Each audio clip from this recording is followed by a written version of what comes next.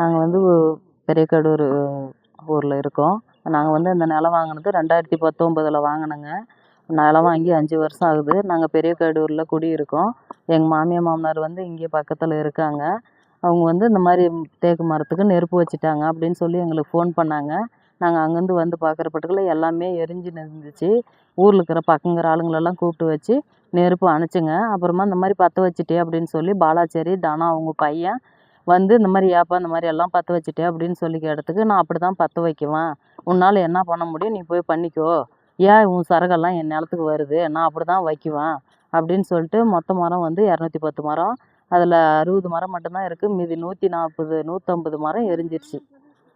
இந்த மாதிரி போய் கேட்டாக்கா நார்ஸ்மெண்ட் ஸ்டேஷனில் நாங்கள் கேஸ் கொடுத்துருக்கோம், நாங்கள் பார்க்குறோம்மா அப்படின்னு சொல்லியிருக்காங்க. அவங்க வந்து இதுக்கு வந்து ஒரு நடவடிக்கை எடுக்கணும். நாங்கள் கஷ்டப்பட்டு இந்த இடத்த வாங்கி நாங்கள் கூலி தான் செய்கிறோங்க. கூலி வேலை செஞ்சு நாங்கள் கஷ்டத்தில் இருக்கிறோங்க. எங்களுக்கு இதுக்கு உண்டான இதை எங்களுக்கு காவல் நிலையம் எங்களுக்கு பண்ணி கொடுக்கணும். என் பேர் வடிவேல். பெரியக்கடூரில் நான் வசிக்கிறேன். என்னுடைய நிலம் வந்து 1 ஏக்கரா இருக்குது.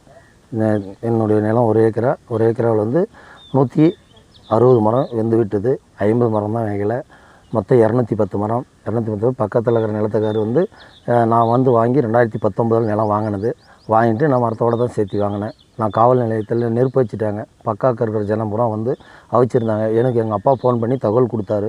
தகவல் கொடுத்த பின்னாடி நாங்கள் ஒரு 10 பேரை கூப்பிட்டு வந்து தீ அணைச்சோம். தீ அணைச்சிட்டு வண்டி தீ அனுப்பி ஃபோன் பண்ணலன்னா தீ அனுப்பி வர வண்டிக்கு இடம் கிடையாதுங்க. அதனால் கிராம மக்கள் தான் பக்காக்க இருக்கிறவங்களாம் வச்சாங்க. பக்கத்தில் நெருப்பு வச்சவங்க போய் கேட்டதுக்கு, நான் என் நிலத்தில் எதுக்கு உன் சரக்கு வந்துச்சு, உன்னால் என்ன பண்ண முடியுமோ பண்ணிக்கோ, நான் என்ன பண்ணுறே பண்ணுன்னு ரப்ப பேசுகிறோம். அப்புறம் காவல் நிலையத்தில் மனு கொடுத்தோம்.